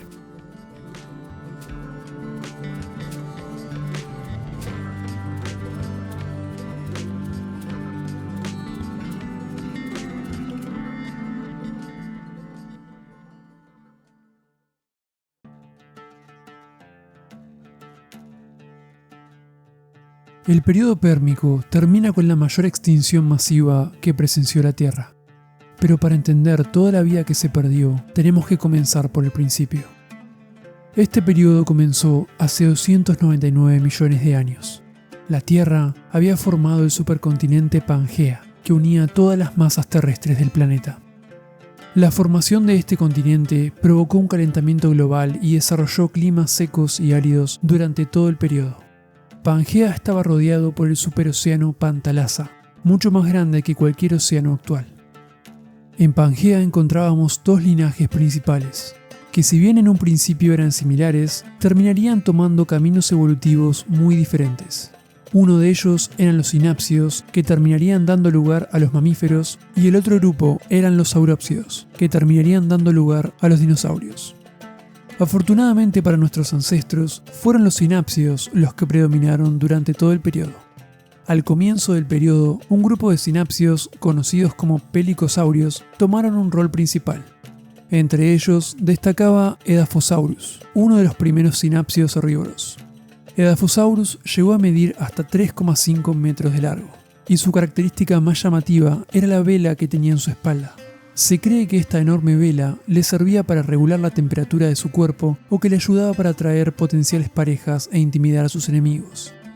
El más peligroso de estos enemigos era Dimetrodon, un pelicosaurio carnívoro que se convirtió rápidamente en el superdepredador de estos tiempos. Este tenía una morfología y tamaño similares a Edaphosaurus y probablemente usaba su vela con propósitos parecidos. Hacia mediados del período pérmico, tuvo lugar el surgimiento de los terápsidos, descendientes de un grupo de pelicosaurios. Los terápsidos eran el siguiente paso en la línea evolutiva que más adelante crearía a los mamíferos. Estos, a diferencia de otros sinápsidos, tenían dientes más diferenciados que cumplían con roles distintos. La mayoría de las especies de terápsidos tenían grandes caninos punzantes y una serie de dientes molares en las mejillas. Con estas nuevas adaptaciones, los terápsidos fueron tomando el lugar de varios pelicosaurios, como Dimetrodon y Edaphosaurus, luego de que estos se extinguieran. Los terápsidos se diversificaron en varios grupos, de los cuales 3 son los más importantes para el periodo: los dicinodontes, los gorgonopsios y los sinodontes. Este último grupo contenía a los antepasados de los mamíferos. Para finales del período pérmico, los dicinodontes se habían diversificado en varias especies, como Dictodon y Lystrosaurus. Dictodon era un pequeño animal de 50 centímetros de largo y Lystrosaurus medía 1 metro. Ambos tenían 2 grandes colmillos y un pico córneo, similar al de las tortugas actuales, que les servían para consumir plantas. Eran animales con complejos comportamientos sociales y tenían un cráneo de mayor tamaño que el de sus contemporáneos. Hacían madrigueras para refugiarse de los depredadores y del clima junto a sus crías. Se cree que los machos adultos cuidaban de sus crías hasta que éstas fueran lo suficientemente independientes. Esta habría sido una de las primeras instancias de cuidado parental en los vertebrados terrestres. Entre los peligros a los que se enfrentaban estos herbívoros se encontraban los gorgonopsios, en especial el nuevo superdepredador del periodo pérmico tardío, Inos transebia. Este era un feroz carnívoro de más de 3 metros de largo. Tenía unos largos caninos con forma de dientes de sable que utilizaba para cazar de una manera brutal. Una vez que el gorgonopsio encontraba una presa, permanecía oculto acechándola, hasta que ésta estuviera lo suficientemente cerca. En ese instante utilizaba su velocidad superior para abalanzarse rápidamente sobre la víctima y clavarle sus poderosos caninos. Esta mordida causaba una gran pérdida de sangre en la presa, pero aún así el depredador continuaba mordiendo otras partes vulnerables del cuerpo hasta matarla. Una presa común de Inos transebia era Scutosaurus, un animal herbívoro perteneciente al linaje de los saurópsidos. Llegó a medir hasta 3 metros de largo y pesaba 1 tonelada. Pero a pesar de tener un cuerpo tan resistente y masivo, no era suficiente contra los brutales dientes de sable de Inos transebia. Por último, tenemos al grupo de los sinodontes. Para el final del periodo pérmico, su cráneo ya tenía muchas características que más adelante encontraríamos en los mamíferos. Por ejemplo, tenía un paladar secundario que les permitía masticar alimentos y respirar al mismo tiempo, lo que hacía que su digestión fuera más rápida. Un sinodonte muy importante fue Trinaxodon. Al igual que los disinodontes como Dictodon y Lystrosaurus, Trinaxodon también habría cuidado de sus crías en su madriguera hasta que éstas estuvieran listas para independizarse, e incluso puede que las habilidades sociales del Trinaxodon llegasen aún más lejos que las de sus contemporáneos. Estos habrían compartido madrigueras con otros adultos de su misma especie, y en algunos casos muy particulares puede que hayan permitido que otras especies se refugien en sus madrigueras. De ser así, esto indicaría comportamientos cooperativos muy avanzados en esta especie. Pero poco tiempo después del surgimiento de esta especie, hace 252 millones de años, ocurre la extinción masiva más grande que vivió el planeta Tierra. Esta extinción habría sido causada por vulcanismos extremos iniciados en el norte de Pangea, en lo que hoy conocemos como las trampas siberianas. El vulcanismo liberó una inmensa cantidad de dióxido de carbono en la atmósfera, lo que provocó un intenso y repentino calentamiento global. Este evento no quedó confinado al norte de Pangea, sino que terminó teniendo efectos en el resto del planeta. Las nubes de ceniza volcánica habrían empeorado la situación, restringiendo la cantidad de luz solar que las plantas necesitaban para realizar la fotosíntesis. Los niveles de oxígeno del océano se redujeron enormemente, al mismo tiempo que las aguas se acidificaban y sus temperaturas aumentaban. Estos factores llevaron a la extinción de más del 95% de las especies marinas y el 70% de las especies terrestres. En total, el 90% de las especies en toda la Tierra se extinguieron durante este periodo infernal. Estuvimos muy cerca de convertirnos en un planeta como Venus o Marte, un planeta completamente muerto. Se extinguieron fuertes depredadores como Inos transebia y también grandes herbívoros como Scutosaurus. Incluso en el mar se extinguieron los míticos trilobites, que venían sobreviviendo desde el periodo cámbrico. Cuando esta extinción llegó, no importaba qué tan grande y fuerte haya sido, ni qué tanto haya sobrevivido hasta el momento, la muerte estaba casi garantizada. Y la muerte por el calentamiento global no es una muerte rápida, es una muerte lenta y sufrida. Sin embargo, hubo sobrevivientes. Entre ellos se encontraban sinodontes como Trinaxodon y disinodontes como Lystrosaurus. En el caso de este último, no solo podemos decir que sobrevivió, sino que tuvo un enorme éxito en el siguiente periodo. Luego de la extinción masiva, Lystrosaurus ya no tenía tantos depredadores ni tampoco mucha competencia, por lo que se esparció por toda Pangea y terminó conformando el 95% de los vertebrados terrestres en el continente. En otras palabras, durante un tiempo casi toda Pangea estaba dominada por estos resistentes herbívoros. Pasaron de ser oprimidos por los grandes carnívoros a sobrevivir y triunfar. Y por supuesto, también sobrevivieron algunos saurópsidos, que en el siguiente periodo darán lugar al grupo de animales prehistóricos más fascinante de todos, los dinosaurios. De esta manera, no solo finaliza el periodo pérmico, sino que también finaliza la era paleozoica, dando lugar al periodo triásico y a la era mesozoica, también conocida como la era de los dinosaurios.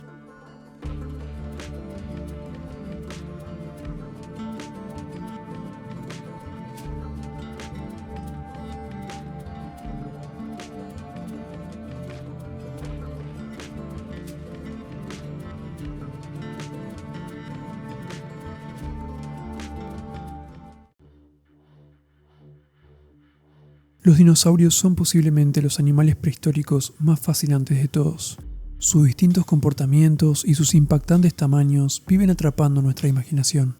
Pero aún nos queda una pregunta. ¿De dónde salieron los dinosaurios? ¿Cuál fue su origen? Hace 252 millones de años comenzó el período Triásico y la era Mesozoica, también conocida como la era de los dinosaurios. El período Triásico tuvo lugar luego de la mayor extinción masiva que haya sufrido el planeta.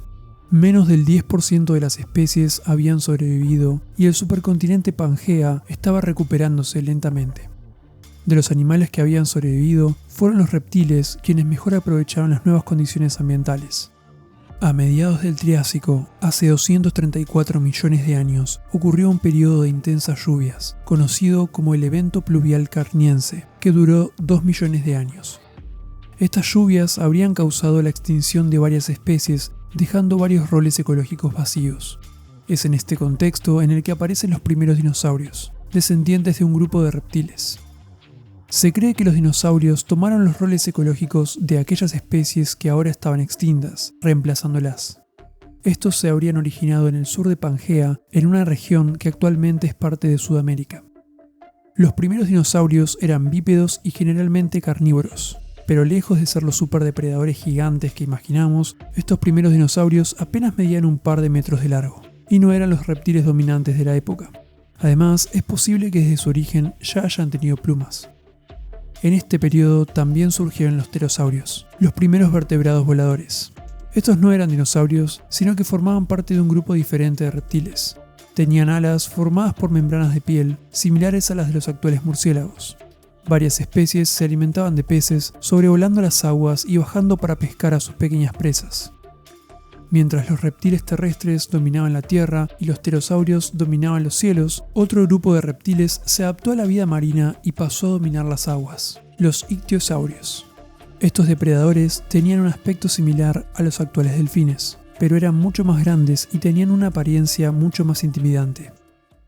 El período Triásico llegó a su fin hace unos 200 millones de años, con otra extinción masiva.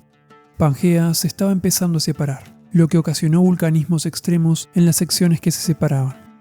El resultado, nuevamente, fue la extinción de más del 75% de las especies en todo el planeta. Este evento dio lugar al siguiente periodo, el Jurásico, donde se pudo ver la consecuencia principal de esta catástrofe, la pérdida de la mayoría de los reptiles dominantes del Triásico. Esto incluía tanto a los herbívoros como a los superdepredadores. Tras esta pérdida, habían quedado varios roles ecológicos vacíos, roles que serían ocupados por los dinosaurios, que sí habían podido sobrevivir adaptándose a las nuevas condiciones. Y no solo sobrevivieron, sino que triunfaron. Durante el Jurásico lograron conquistar toda Pangea, ocupando incontables nichos ecológicos y creciendo a tamaños nunca antes vistos para animales terrestres. Los dinosaurios más grandes del Jurásico eran los saurópodos, como Diplodocus o Brachiosaurus. Se cree que estos colosales animales llegaban a medir unos 25 metros de largo. Los saurópodos eran herbívoros que se movían en manada, ya que a pesar de tener un gran tamaño, tenían que garantizar su seguridad frente a los depredadores, y no había mejor forma de hacerlo que brindándose apoyo mutuo. Sin embargo, los grupos se dividían por edades, por lo que había grupos de saurópodos jóvenes y grupos de saurópodos adultos. También había lugares en los que los saurópodos adultos depositaban sus huevos de forma comunal para que al nacer tuviesen la protección de toda la manada. Estas precauciones eran absolutamente necesarias, ya que en esa época acechaban grandes dinosaurios carnívoros, como Allosaurus, un dinosaurio bípedo que llegó a medir hasta unos 10 metros de largo.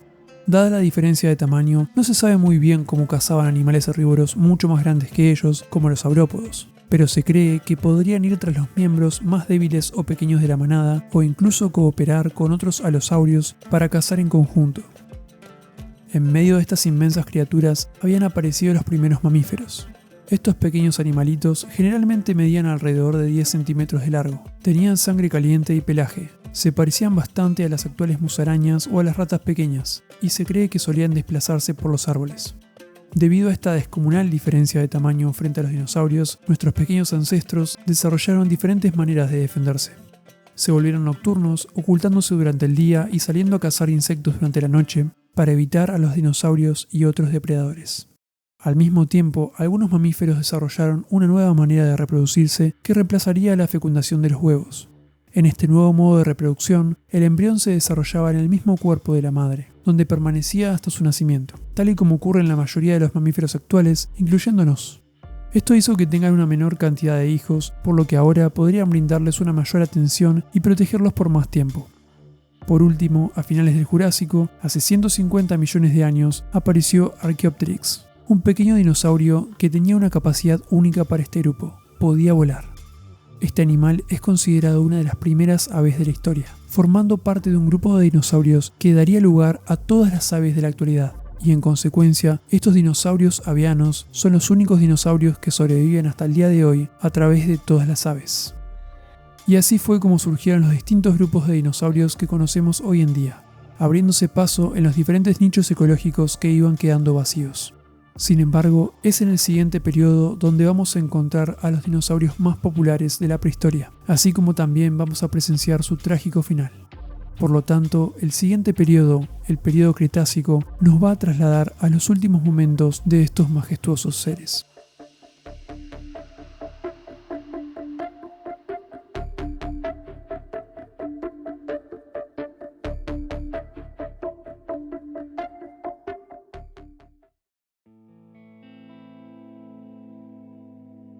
Cuando pensamos en la era de los dinosaurios, a menudo imaginamos monstruos feroces que viven compitiendo entre sí, en una suerte de sálvese quien pueda.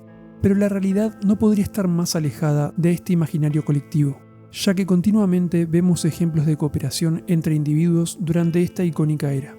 El más conocido de todos los periodos de esta era fue el periodo Cretácico, que comenzó hace 145 millones de años. Durante este periodo se diversificaron los bosques de coníferas y aparecieron los primeros pinos. Estos árboles hasta el día de hoy mantienen relaciones simbióticas con hongos micorrízicos que envuelven sus raíces. Esta cooperación entre plantas y hongos es una de las más antiguas y beneficia a ambas partes. Los hongos mejoran la absorción de nutrientes por parte de las plantas al amplificar la superficie de absorción de las raíces mediante la formación de redes micorrízicas. Por su parte, las plantas ofrecen un suministro constante de azúcares a los hongos. Este intercambio mutualista de recursos mejora el crecimiento de las plantas, la adquisición de nutrientes y la tolerancia al estrés. Además, en muchos bosques, las plantas están conectadas entre sí, mediante una red micorrízica, que facilita la comunicación entre ellas. Esta comunicación se da a través de la transferencia de nutrientes entre plantas, señales de defensa o diferentes químicos. De esta manera pueden adaptarse a su entorno, haciendo cambios rápidos en su fisiología, regulando sus genes y utilizando varios mecanismos de defensa.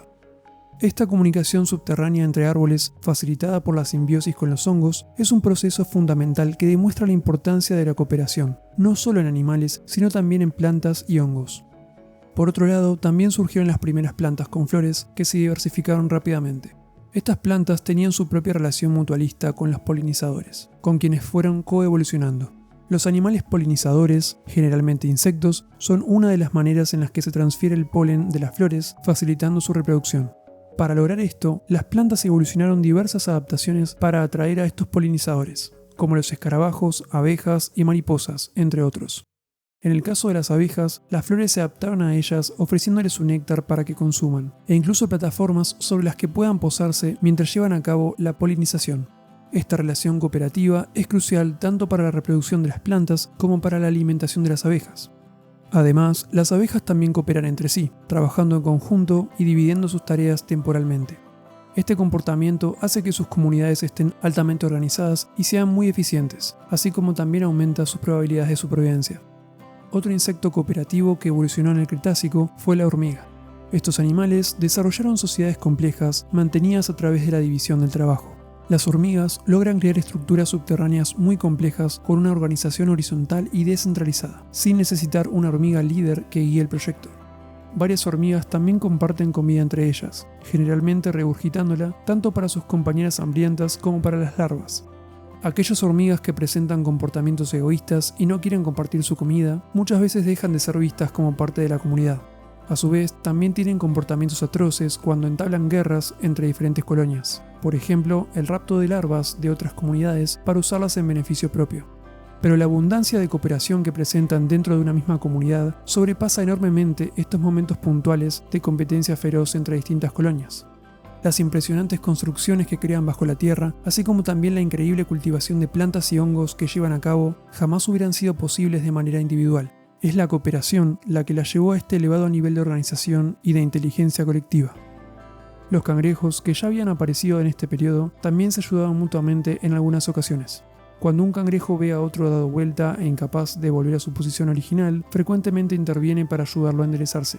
Y si no alcanza con un solo cangrejo, a veces terminan llamando a más cangrejos para llevar a cabo el rescate. Y la cooperación podría haberse extendido también a los dinosaurios carnívoros. Incluso el más icónico de todos los dinosaurios, el Tiranosaurio Rex, podría haber cazado en grupos, cooperando con otros tiranosaurios. Otro ejemplo son los dromiosaurios, como Velociraptor o Deinonychus. Se cree que estos depredadores, conocidos como raptores, podrían haberse desplazado en grupos para una mayor protección. Pero todos sabemos cómo terminó esto. Hace 66 millones de años, un meteorito increíblemente grande impactó contra la Tierra en la península de Yucatán.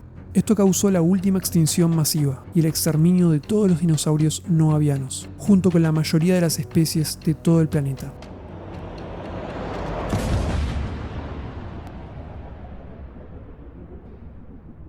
Los sobrevivientes fueron, generalmente, criaturas pequeñas. Muchas de estas eran altamente cooperativas, como varias de las antes mencionadas. Entre estos supervivientes se encontraban varios artrópodos, cefalópodos, peces, reptiles, mamíferos y aves. Estas últimas, las aves, eran el único tipo de dinosaurio que logró sobrevivir hasta el día de hoy.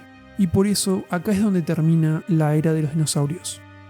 En la siguiente era, el Cenozoico, serán los mamíferos quienes tomarán el papel principal, dando inicio a la era de los mamíferos.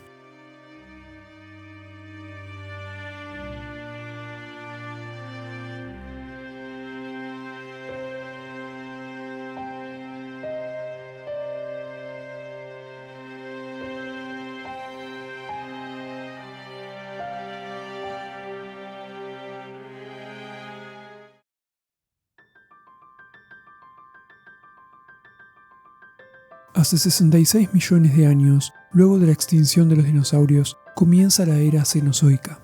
En esta era, los continentes fueron tomando las posiciones que tienen en la actualidad, y los animales que sobrevivieron a la extinción fueron ocupando los roles ecológicos de los dinosaurios. De estos animales, los dos grupos más relevantes para nosotros fueron las aves y los mamíferos. Las aves, además de ocupar los nichos ecológicos que ya cumplían en la era de los dinosaurios, también evolucionaron para cubrir nuevos roles, logrando alcanzar grandes tamaños. Realizaban migraciones en conjunto, lo que les brindaba mayores probabilidades de sobrevivir y reproducirse. Además, es posible que les haya traído placer vivir en comunidad, comunicarse con sus semejantes y hasta jugar con ellos. Como ejemplo, las aves de presa cazaban en conjunto, pero a su vez no siempre eran las más grandes y fuertes las que se llevaban a la presa, sino que ésta muchas veces era robada por otras aves más pequeñas. Para lograrlo, las aves pequeñas compensaban su falta de poder físico con un alto nivel de cooperación, y atacaban al ave más grande, superándola en números. Y además, varias aves avisaban a otras de su misma especie cuando encontraban comida, con el propósito de compartirla. Es en este apoyo mutuo donde reside su verdadera fortaleza. Otro ejemplo se da en algunas aves que viven de manera comunitaria. Estas se protegen entre sí de posibles ladrones de su misma especie.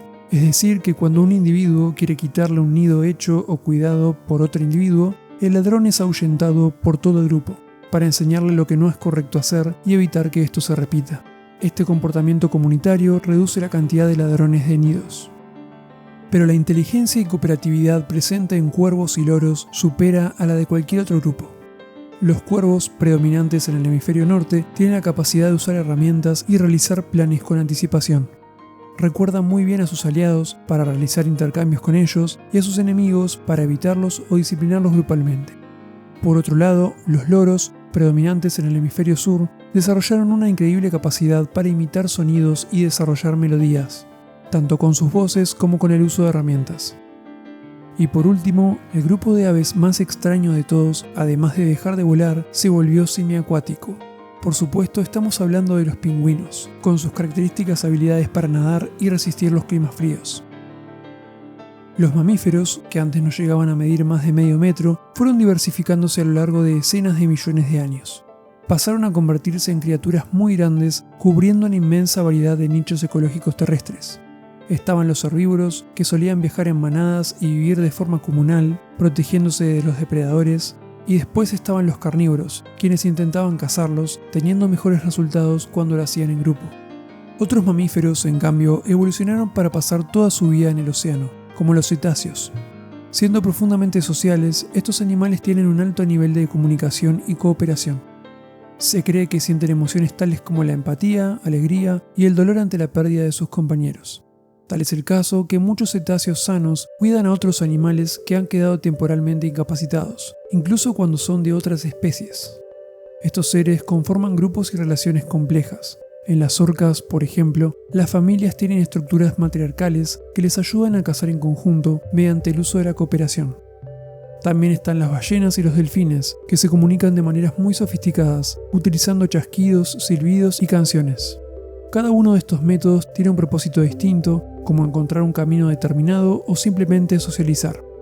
Mediante estos sonidos y otros comportamientos se transmite información sobre sus conductas y vocalizaciones de generación en generación. Dentro de los mamíferos más sociales y cooperativos habían aparecido los primates, el grupo al que pertenecemos nosotros. Durante las primeras decenas de millones de años del Cenozoico, los primates eran animales pequeños que se pasaban el día trepando árboles, con largas extremidades y una cola. Eran muy parecidos a los monos con cola de la actualidad. Hace más de 20 millones de años, nuestros ancestros perdieron su cola y se fueron volviendo más grandes, separándose de aquellos primates que conservan su cola hasta el día de hoy. De la misma manera, nuestros ancestros luego se fueron separando de otras especies que darían lugar a los actuales orangutanes y gorilas.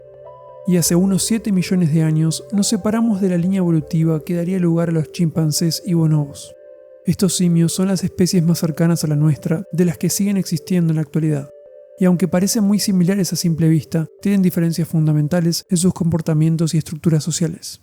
Los chimpancés son generalmente más agresivos y patriarcales, y los bonobos suelen ser menos agresivos, matriarcales y con estructuras sociales más igualitarias.